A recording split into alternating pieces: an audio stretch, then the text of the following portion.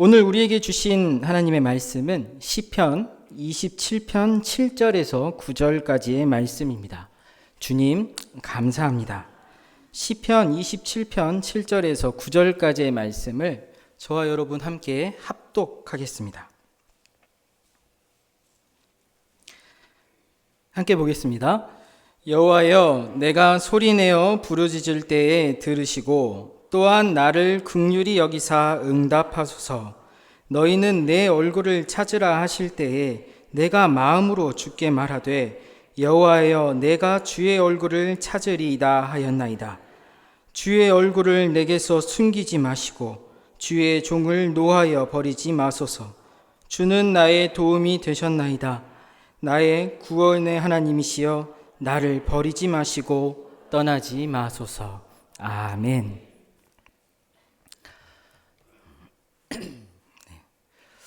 오늘 저는 대나무 숲이라는 제목으로 여러분들과 함께 말씀을 나누고자 합니다.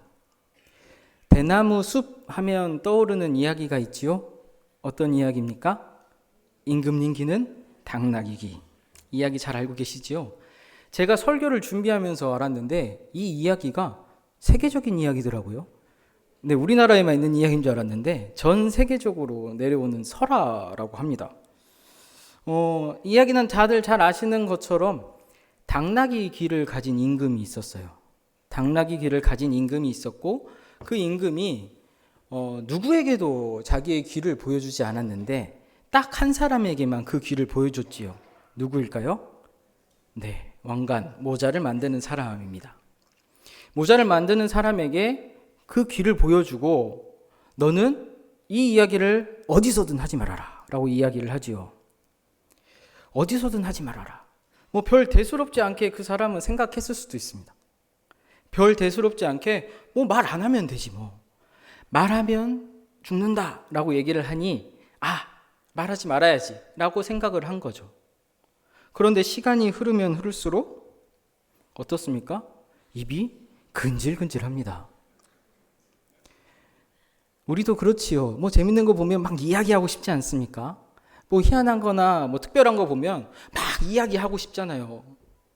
그런데 이런저런 이야기하다가 그 이야기가 목구멍까지 올라왔다가 다시 들어가고 꾹꾹 누르다 보니 이 사람이 어떻게 됐습니까? 속병이 걸리죠. 말을 못하니까 속병이 걸립니다. 말을 못해서 속병이 걸리니까 결국에 그 속병 때문에 죽게 됐습니다. 그래서 죽기 전에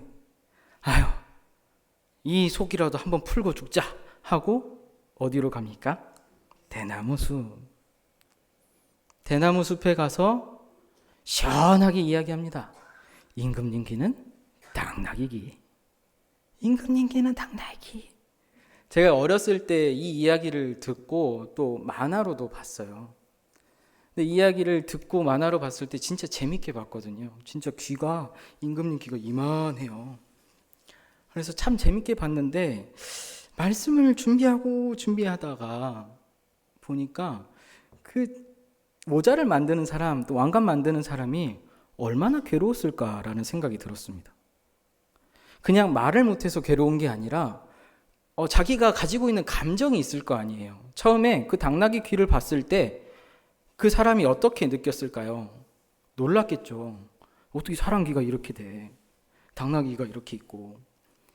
많이 놀랐을 거예요. 그런데 보면 볼수록 웃겼을 것 같아요. 재밌을 것 같기도 하고. 계속 웃음이 나오는데 왕 앞에서 웃지도 못하지요.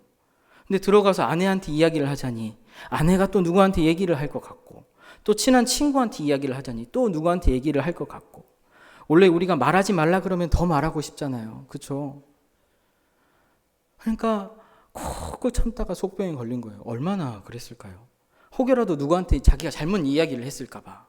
그러면 나만 죽는 게 아니라 모든 사람이 또 다 죽을 텐데, 그런 걱정과 염려 속에서 계속 그 소가리를 한 거죠.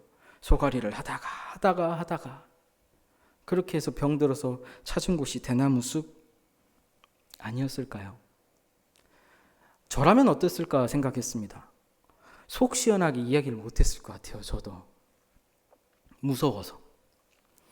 당나귀 귀를 가진 임금을 보면서 맨날 웃음을 꾹꾹 참고 오다 보니 내 감정에 솔직해지지 못해서 이제는 내가 어떤 감정도 모르는 상황이 되어버릴 것 같아요. 웃음도 안 나고 사람들 만나기 싫고 사람들 만나면 말실수할까 봐 그랬을 것 같습니다. 굉장히 답답했을 것 같아요. 여러분들은 어떠십니까? 어떻을 것 같으십니까? 한번 여러분 지금 우리의 상상력은 크고도 넓으니까 한번 생각해 보시죠. 제 귀가 당나귀 귀입니다. 한번 생각해 보시죠. 제 귀가 이만해요. 여러분 이만해요. 어땠을 것 같으십니까? 집으로 돌아가는 길에 야, 노 목사가 모자를 쓰고 다니는 이유가 있구나. 이제 이렇게 얘기하시지 않겠습니까? 여기서부터 시작해서 귀가 크긴 크더라. 혹은 야, 그 귀를 어떻게 달고 다니지? 뭐 이런 얘기들을 서로 막 하실 거예요. 그러면서 깔깔깔 웃기도 하고 모자 좀 긴 걸 좀 하나 사줘야 되나? 뭐 이런 얘기도 하실 거고 모자 좀 바꿨으면 좋겠다. 뭐 이제 이런 얘기도 하실 거고 많은 이야기들을 할 겁니다. 근데 그 이야기들 가운데는 우리의 마음이 담겨져 있지요. 재밌다, 웃기다, 혹은 징그럽다. 뭐 몇몇 가지의 감정들이 우리의 입 밖에서 계속 나와서 내 친구들과 같이 공유가 되는 거예요. 그렇게 되면 대나무 숲에 갈 일은 없겠죠. 근데 그걸 못하게 막으니 대나무 숲까지 간 거 아니겠습니까? 감정이 나가지 못하게 협박합니다. 어쩌면 감정이 나가야 되는 그 통로에 문을 굳게 잠그고 자물쇠를 채워놓은 거예요. 표현을 못해요. 웃지도 못하고 아프다고도 얘기도 못하고 힘들다라고도 얘기도 못하고 어렵다라고 얘기도 못합니다. 그런 상황, 어쩌면 우리가 겪고 있는 상황일지도 모르겠습니다. 자기 이야기 남에게 솔직하게 다 하시는 분들 계십니까? 내 이야기를 솔직하게 가감없이 다 하시는 그렇게 편한 분들이 계십니까? 남 욕을 해도 어느 선이 있지요. 뒤에서 흉을 봐도 선이 있습니다. 왜? 그 사람이 내 흉을 볼까 봐. 우리는 그 사실을 알고 있습니다. 왜? 나도 그렇게 해봤으니까. 알고 있어요. 선이라는 게 있습니다. 말하고 싶은데 말하지 못하는 것들이 있어요. 우리 안에는. 어디 가서 남편 흉 보고 싶은데 남편 흉 보다가 도리어 그 흉이 내가 될까 봐. 내 아내의 흉을 보고 싶은데 흉을 봤다가 도리어 그 흉이 나에게로 다시 돌아올까 봐. 내가 못난 놈이 될까 봐. 그렇게 쌓여갑니다. 하나씩 하나씩 하나씩. 화병이 왜 걸리고 속병이 왜 걸립니까? 그런 것 때문 아니겠습니까? 속 시원하게 말할 수 없으니까. 우리에게도 대나무 숲이 필요합니다. 우리에게도. 우리도 그만큼 억눌려 지내고 있고 우리도 그만큼 힘들게 꾹꾹 참으며 살아내고 있습니다. 그래서일까 몇 년 전부터 이런 것들이 생겨났습니다. SNS에 이렇게 그룹 같은 게 하나씩 만들어지는데 뭐뭐뭐 대학교 대나무 숲, 뭐뭐뭐 기업 대나무 숲 이렇게 뭐 대나무 숲이라는 이름으로 어떤 것들이 생겨나기 시작했습니다. 그리고 그곳에 익명으로 글을 남기게 해놨어요. 익명이면 내가 드러나지 않아요. 내가 드러나지 않으니까 속 시원하게 뭐라고 얘기할 수 있습니다. 내가 생각하는 것들, 내가 느꼈던 것들, 내 감정들 속 시원하게 얘기해요. 그 안에 있는 대부분의 글들이 이래요. 오늘 식당에서 파란색 옷을 입고 있는 남자분 또는 여자분을 보았습니다. 첫눈에 반했는데 아무 말도 못했어요. 화가 납니다. 땡땡땡부 김모 대리 때문에 심각하게 사직서를 낼까 고민 중입니다. 뭐 이런 글들입니다. 어디 가서 얘기를 못하는 것들 거기에 적어 넣는 거예요. 왜요? 그냥 쏟아내고 싶으니까. 어떻게라도 어떤 수단으로도 쏟아내지 않으면 내 안에서 골마 터져버릴 것 같으니까 계속적으로 쏟아냅니다. 어쩌면 여러분들 자녀들 혹은 조카들 혹은 형제들 대나무 숲에 열심히 글을 올리고 있을지도 모릅니다. 그 감정 해소하려고. 그냥 쏟아내고 그냥 털어놓고 싶어서. 익명이라고 내 자신을 철저히 숨기고 아무도 모르는 그곳에 내 글을 쓴다. 댓글이 뭐라 달리든 나는 내 말을 했으니 그걸로 됐다. 탈출구가 되는 겁니다. 탈출구. 그것이 끝입니다. 해방감을 맛봤으니까. 나는 더 이상 갇혀있지 않다. 해방감을 맛봤으니까. 오늘 말씀 시편 27편 말씀을 보면 다윗의 시라는 부제가 달려 있습니다. 여러분, 다윗의 모습을 생각해 보면 어땠을 것 같아요? 어떤 모습이었을 것 같습니까? 저는 다윗이라고 하는 인물을 생각해 보면 항상 기뻐하고 찬양하는 모습이 많이 떠오릅니다. 항상 기뻐하고 감사하고 항상 뭔가 이렇게 계속 춤추고 있는 그런 이렇게 모습들이 많이 생각이 나요. 그런데 다윗의 모습을 또 다시 생각을 해보면 그런 것 같지는 않을 것 같아요. 아마 다윗만큼 하나님의 용서하심과 구원하심을 강하게 경험한 사람이 없을 겁니다. 특별히 하나님의 사랑하심과 하나님의 택하심을 정말로 그렇게 강하게 경험해 본 사람이 있을까요? 오죽했으면 다윗의 자손에서 메시아가 난다라고 얘기까지 했을까요? 그렇게 인정받고 그렇게 사랑받았던 다윗입니다. 그러니 매일매일의 삶이 기뻤겠지요. 감사했겠지요. 그런데 다윗이 지은 시편들을 보면 자주 등장하는 말들이 있습니다. 원수, 힘듭니다. 나를 버리지 마소서. 나는 글귀 느립니다. 왜 그럴까요? 늘상 그렇게 찬양하고 감사하고 기쁨이 넘쳐야 되는 다윗에게 왜 그런 말들이 계속 따라 붙는 걸까요? 하나님을 찬양하면서도 주여 나를 버리지 마소서. 왜 그럴까요? 지은 죄가 많아서요. 저보다 다윗이 없을걸요, 지은 죄는. 왜 그럴까요?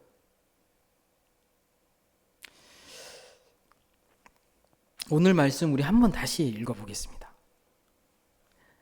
함께 보겠습니다. 여호와여, 내가 소리내어 부르짖을 때에 들으시고 또한 나를 긍휼히 여기사 응답하소서. 너희는 내 얼굴을 찾으라 하실 때에 내가 마음으로 주께 말하되 여호와여, 내가 주의 얼굴을 찾으리이다 하였나이다. 주의 얼굴을 내게서 숨기지 마시고 주의 종을 노하여 버리지 마소서. 주는 나의 도움이 되셨나이다. 나의 구원의 하나님이시여, 나를 버리지 마시고 떠나지 마소서. 이 구절을 읽으면서 제 마음대로 한번 이렇게 바꿔봤습니다. 응답해 주신다 하신 하나님, 하나님의 얼굴을 찾으라 하시기에 제가 마음으로 하나님의 얼굴을 찾겠습니다 고백했습니다. 그런데 하나님 얼굴이 안 보입니다. 숨기신 건 아니지요. 하나님이 세우신 저에게 노하셔서 버리신 것은 아니지요. 주는 나의 도움이시고 나의 구원의 하나님이시잖아요. 제발 나를 버리지 마시고 떠나지 마십시오. 이런 고백으로 들립니다. 다윗만큼 불안한 사람이 있었을까요? 사울에게 쫓겨다녔고 도망자 신세였습니다. 매일 죽을 것 같은 그런 공포 속에서 살았습니다. 이스라엘의 왕이 되었습니다. 여러 지파를, 모든 지파를 통합했다고는 하나 전부 다 자기의 편은 아니었습니다. 언제 반역이 일어날까 두려움 속에서 그렇게 걱정하며 살았던 인물입니다. 누가 나를 배신할지 모르고 누구도 믿지 못하는 상황입니다. 그래서 잠이라도 잘 잤을까요? 아마 불안해서 잠도 못 잤을 것 같습니다. 불면증도 있었겠지요. 이런 이야기 누구에게 하지도 못했을 겁니다. 혹 그 부분을 약점으로 삼아 자신을 왕에서 끌어내리려 했을 테니까요. 그 약점이 되어서 자기에게 돌아올까 봐 누구에게도 말도 못하고 혼자 끙끙 앓았을 겁니다. 평생을 배신당하고 불안 속에서, 걱정 속에서 살았던 인물이 다윗입니다. 우여곡절 많습니다. 구원하심도 경험했습니다. 하지만 그만큼 더 불안했고 그만큼 우울했던 인물이 다윗입니다. 그래서 그가 어디에 쏟아내야 했을까? 시편에 많은 그의 기도가 보여지는 것만큼 그는 하나님 앞에 자신의 감정을 쏟아 버립니다. 하나님, 저 버리지 않으셨죠? 하나님, 저 떠나지 않으실 거죠? 저 불안한데, 무서운데 이대로 두시지 않으실 거죠? 예전처럼 저 지켜주시고 예전처럼 저 보호하실 거죠? 이렇게 이야기 자꾸 하는 것도 진짜 죄송한데 귀찮지 않으시죠? 이렇게라도 하지 않으면 하나님, 저 진짜 힘들 것 같아요. 하나님, 제 이야기 그러니까 계속 좀 들어주세요. 응답해 주세요. 보여주세요. 어쩌면 이 고백, 다윗의 고백이면서 동시에 오늘 우리가 살아가고 있는 우리의 고백 아닐까요? 3년 전 어느 날 신촌 골목 여기저기에 이상한 글귀들이 붙기 시작했습니다. 누군가 새벽마다 돌아다니며 전봇대, 정류장 벤치에 짤막한 글귀가 적힌 종이를 붙이고 다닙니다. 처음에는 우연히 발견한 몇몇 장만 이렇게 그냥 되다가 이것이 1년 이상 계속되니까 SNS를 통해서 이것을 공유하는 사람들이 늘어나기 시작했습니다. 짤막한 종이 포스트잇에 붙여서 보여지는 그 종이의 내용은 대충 이런 내용들입니다. 어떻게 흘러갔는지 기억도 안 날 만큼 정신없는 하루가 끝나고 집으로 가는 길 자려고 누웠지만 잠이 오지 않는 늦은 시간. 오늘 있잖아 라는 말로 하루를 나눌 사람이 없을 때만큼 외로운 순간이 없다. 공감이 가면서 솔직한 글귀에 사람들은 반응하기 시작했습니다. 그리고 이 글을 쓴 사람들을 많은 사람들이 궁금해하기 시작했지요. 그리고 그 글쓴이가 이에 응답하며 이런 글을 남겼습니다. 몇 년 전 제가 가장 사랑하던 사람이 세상을 떠났습니다. 사무치게 슬펐지만 애써 괜찮은 척 했어요. 얘기하다 울까봐 다른 사람들한테도 꽁꽁 숨겼죠. 그런데 어느 날인가 눈을 떴는데 모든 슬픈 기억, 외면한 감정이 한 번에 몰려오면서 어떻게 할 줄 모르겠더라고요. 그때 든 생각이 이거였습니다. 도저히 안 되겠다. 어디다라도 털어놔야겠어. 하지만 지인들에게 솔직하게 고백할 용기는 없어서 길거리에 제 감정을 적어서 붙이기 시작했습니다. 그리고 이게 제 삶의 터닝 포인트가 되었습니다. 더 슬퍼질까봐, 더 힘들까봐 애써 그 감정 외면했는데 오히려 글을 쓰며 슬픈 감정 깊이 들여다보고 그 감정 마주하다 보니 이상하게 후련하더라고요. 그때 이런 생각이 스쳤습니다. 우울함이나 슬픔을 외면하는 건 자기도 모르는 사이에 어딘가에 어두운 감정을 차곡차곡 쌓고 있는 것이구나. 이렇게 쌓아두기만 했다가는 한계를 넘은 강둑이 무너지듯이 나도 한순간에 그렇게 무너지고 감당하기 어려워지겠구나. 만약 여러분도 감정을 숨기고 있다면 더는 감추거나 외면하려 하지 마세요. 감정을 녹이는 유일한 방법은 그것을 마주하고 드러내서 그 감정을 깊이 느끼는 것뿐입니다. 이 쪽지를 남긴 사람이 박근호 작가라는 사람, 그리고 그가 남긴 이 편지들이 모아놓은 것이 그의 에세이 비밀 편지에 담겨져 있습니다. 박근호 작가는 그렇게 슬픔을 마주하면서 그 감정을 마주하면서 자신의 감정을 해소하기 시작했습니다. 그런데 그 감정을 느낀 그대로를 사람들에게 나눴더니 이 사람들이 응답하기 시작했어요. 왜 그럴까요? 같은 감정을 함께 느끼고 있었기 때문입니다. 그가 느낀 감정을 다른 누군가도 동일하게 느꼈기 때문에, 그리고 그의 이야기가 나의 이야기가 되었기 때문에, 그래서 사람들이 반응하고 움직이기 시작했습니다. 이 사진들, 이 글들을 SNS에 퍼나르기 시작했고 많은 사람들이 공감하며 많은 사람들이 응답했어요. 그렇게 우리는 같은 시대, 같은 감정, 같은 삶을 공유하고 있습니다. 우리의 삶의 자리가 우리만이 살아가는 세상이 아니라 다른 누군가도 함께 살아가는 세상이라는 것이죠. 우리는 그렇게 연결되어 있습니다. 그들이 느끼는 두려움, 아픔, 기쁨, 슬픔, 우리가 느끼는 그 감정과도 같은 감정들입니다. 그래서 바꿔 얘기하면 다른 누군가를 통해 우리 역시도 그 감정이 해소되는 것을 느낄 수 있고, 우리의 감정이 해소되는 것을 바라보며 다른 누군가도 감정이 해소되는 것을 느낄 수 있게 된다라는 겁니다. 어쩌면 하나님께서 성경 속에 적어놓은 그 많은 사람들의 글들, 그리고 하나님과 그 사람들의 이야기, 그 이야기는 오늘을 살아가고 있는 우리들에게도 똑같은 응답이 되어 들려집니다. 그들이 마주하고 있던 갈등, 그리고 불안, 두려움, 슬픔, 기쁨, 감사, 그 여러 가지 감정들은 오늘 우리가 느끼고 있는 그런 감정들이기 때문입니다.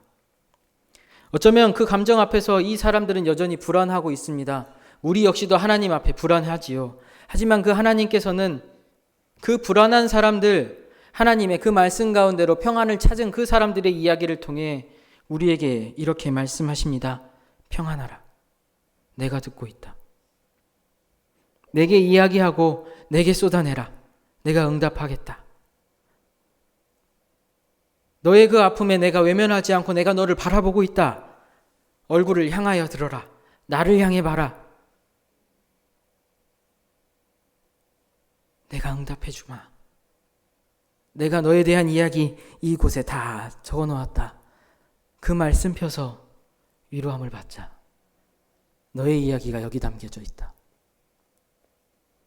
다윗의 이야기, 다윗의 기도, 그것은 우리의 기도이고 우리의 이야기입니다.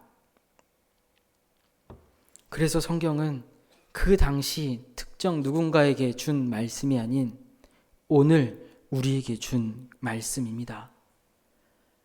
이처럼 그 말씀 가운데 우리가 새롭게 되고 그 새로움을 입어서 하나님 앞에서 평안을 찾게 되고 그 우리의 감정을 마주하며 그 감정을 해소하게 됐을 때 우리의 이야기는 세상 사람들의 이야기가 될 수 있습니다. 그 감정을 어찌할지 몰라 해소하지 못하는 그들에게 우리의 이야기는 그 박근호 작가의 이야기처럼 다른 누군가의 그 이야기가 될 수 있다라는 겁니다. 그것이 그리스도인의 삶, 그리스도인의 인생입니다. 우리가 누리는 그 자유함과 평안함을 우리만이 누리는 자유함과 평안함이 아니라 세상 모두가 그 자유함과 평안함을 누릴 수 있다라는 것입니다. 이번 주일 설교에서 담임 목사님 말씀하셨지요. 우리는 하나님의 말씀을 읽고 세상 사람들은 우리들의 삶을 읽는다. 우리들의 삶은 또 다른 하나님의 말씀입니다. 말씀을 육신을 입지 않으면 우리의 삶은 절대 그 이야기가 될 수 없습니다. 그 누구도 우리의 삶을 바라보면서 하나님의 말씀을 읽을 수 없습니다. 그렇기에 우리는 그 말씀이 되어야 하고 2020년 우리에게 주신 그 표처럼 말씀으로 새로워진 우리가 다시 그들 곁으로 가야 합니다. 우리가 고민하고 하나님 앞에 해소된 문제들, 그리고 하나님 앞에 응답받은 문제들, 그들도 응답받을 수 있는 문제들입니다. 하나님께서 이 말씀을 주신 것은 그 감정을 마주하며 우리 안에서 그 건강을 찾으라는 겁니다. 건강함, 마음속에 있는 그 무거운 짐들, 하나님께서 두신 대나무 숲, 우리 주님 그 십자가 앞에 다 내려놓고 그 짐 다 내려놓고 그 평안함 속에서 사람들 마주하라는 것입니다. 언제까지 그 감정에 억눌려 있을 것입니까? 우리 하나님 앞에 모든 것을 내려놓는다 고백합니다. 우리의 욕심, 우리의 이기심, 우리의 죄, 모든 것을 내려놓는데 유일하게 내려놓지 못하는 것, 그 감정들입니다. 하나님 앞에 쏟아내야 하는데 쏟아내기 부끄럽고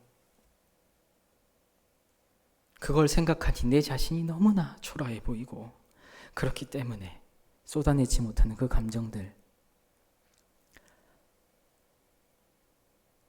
그것이 해소가 되어야 우리가 마을로 가서 우리가 말씀으로 살아낼 수 있습니다. 우리가 새롭게 되고 우리가 그 말씀이 되어야 우리가 다시 들어간 그 마을에서 세상 사람들이 우리의 이야기를 들을 수 있습니다. 엊그저께가 우리 설날이었죠.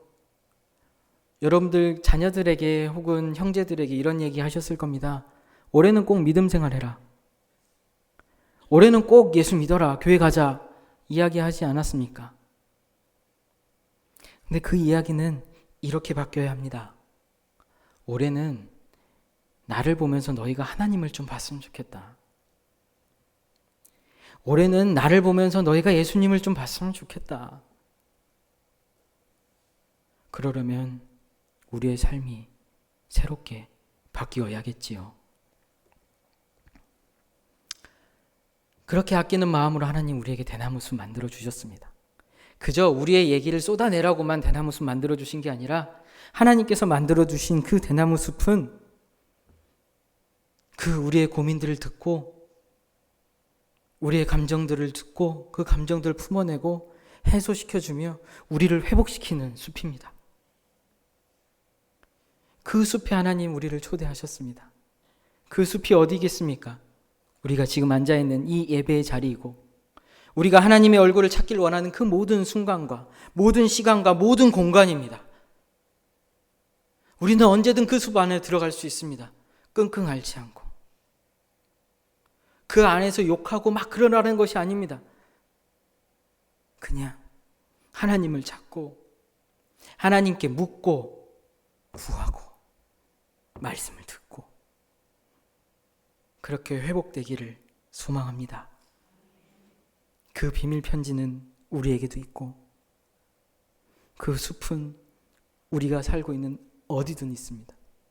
그러니 이제는 낙심하지 말고 두려워하지 말고 평안을 찾으십시오. 그 두려움과 그 악한 감정들 하나님 앞에 다 내려놓고 그 빈 공간에 하나님 주시는 그 평안과 그 복으로 다시 채우십시오. 말씀의 위로로 채우시고 말씀의 힘으로 채우시고 그렇게 이제 누군가의 위로와 힘이 되어서 우리도 과천교회 다시 마을로 그렇게 살아내기를 주님의 이름으로 축복합니다. 그래서 우리도 이제는 과천교회의 이야기, 이 과천 마을의 이야기, 이 땅의 그리스도인들의 이야기가 되어 다른 누군가의 귀에 들리고 다른 누군가의 감정을 울리며 그렇게 우리 주님, 우리 예수님 전하게 되기를 소망하고 소망합니다. 이 시간 주신 말씀 잠시 우리의 심령과 일상에 새기며 묵상하겠습니다.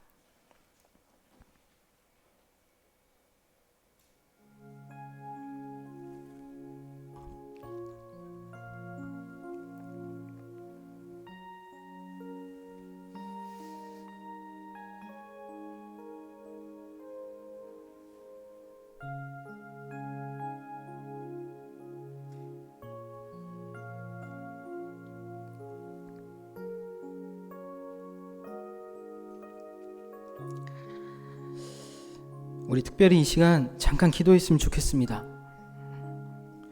창립 70주년 맞이한 우리 과천교회 위해서 우리 함께 기도하면 좋겠습니다. 우리들의 삶의 자리 그리고 우리가 살아가고 있는 그 모든 순간 속에서 말씀으로 새롭게 그리고 우리의 마을, 우리의 이웃들에게 위로와 힘이 되는 우리들 그리고 우리 교회 과천교회 될 수 있도록 그래서 우리 과천교회 통해서 또 우리를 통해서 다시 이 나라, 이 지역 사회가 우리의 마을 공동체로 든든히 서갈 수 있도록 이 시간 잠시 소리내어 함께 기도하겠습니다. 사랑하는 아버지 하나님, 말씀 주시고 생각할 수 있게 하시고 느끼게 하시고 깨닫게 하심에 감사합니다. 특별히 창립 70주년 맞이하여 주님 우리에게 주신 표 말씀으로 새롭게 다시 마을로 새로워진 우리가 그 마을 가운데로 가게 되기를 소망합니다. 주님, 우리와 함께하여 주시옵시고 우리의 마을 공동체에 든든히 서갈 수 있도록 우리를 사용하여 주시옵소서. 말씀으로 늘 응답하여 주시옵시고 우리 안에 있는 모든 감정들, 묵혀있던 것들, 악한 것들, 해소되지 않은 모든 독소와 같은 것들 주님 앞에 내려놓으며 올해는 정말로 건강하게, 올해 정말로 우리가 회복되게 주님 바랍니다.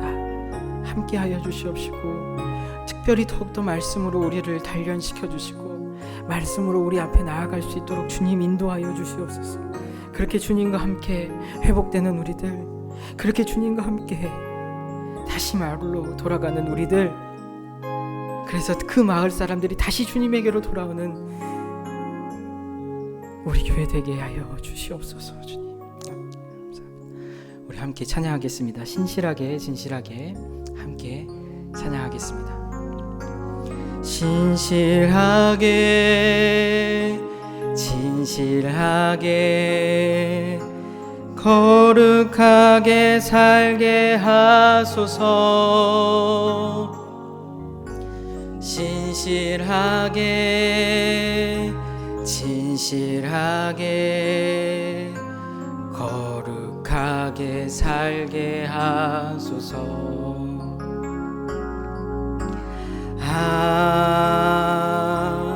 하나님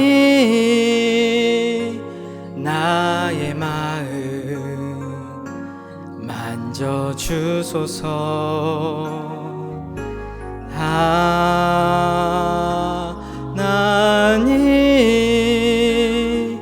나의 영혼 새롭게 하소서. 우리 한 번 더 찬양하겠습니다. 신실하게 진실하게 거룩하게 살게 하소서. 신실하게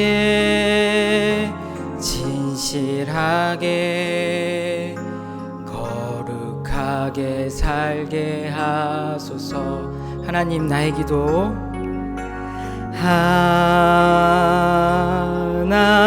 하나님 나의 기도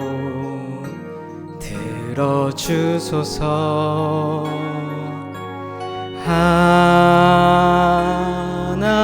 하나님 주의 길로 인도하소서.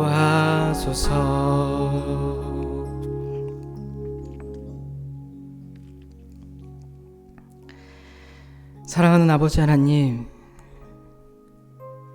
우리를 내려놓는다 결단하며 우리의 욕심과 이기심은 내려놓는데 우리의 마음, 우리의 감정은 내려놓지 못했습니다. 다윗의 기도가 그의 삶에서 그의 마음을 내려놓는 기도였음을 다시 생각하며 수고하고 무거운 짐, 하나님 우리에게 만들어 놓으신 그 대나무 숲 주님의 십자가 앞에 내려놓습니다. 그리고 우리가 내려놓은 짐, 그 짐이 있었던 그 빈자리, 공허한 자리 되지 않도록 주님의 주신 그 말씀 우리의 마음과 심령 가운데 새롭게 채웁니다. 우리 과천교회 70년 말씀으로 새롭게 다시 마을로 그렇게 우리에게 주신 주님의 말씀으로 새로워진 우리들의 삶, 이제 세상 사람들에게 읽힐 수 있도록 그들에게 위로와 힘이 되는 주님의 편지가 되어 살아가겠습니다. 그렇게 주님께서 우리를 위해 마련하신 그 예배의 자리, 예배의 시간 사모하며 올해는 특별히 그 자리 지키며 날마다 주님과 함께 살아가겠습니다. 2020년 주님과 함께하는 한 해 기대됩니다. 주님께서 변화시킬 우리의 새로운 모습, 그 말씀 가운데 새로워질 우리의 모습 기대가 됩니다. 새로워진 우리 다시 마을로 보내시고 다시 마을 우리 교회로 주님의 전으로 부르시고 이를 통해 주님 홀로 영광 받아 주시옵소서. 복을 빕니다. 이제는 우리 주 예수 그리스도의 크신 은혜와 하나님의 한량없는 사랑하심과 깨닫게 하시는 성령님의 함께하심이 말씀으로 새롭게 회복하기로 다짐하는 이 자리에 모인 주님의 거룩한 자녀들의 심령과 일상과 가정 위에, 그리고 우리가 향할 우리의 온 마을 위에 이제로부터 영원토록 함께 하오시길 간절히 축원하옵나이다. 아멘.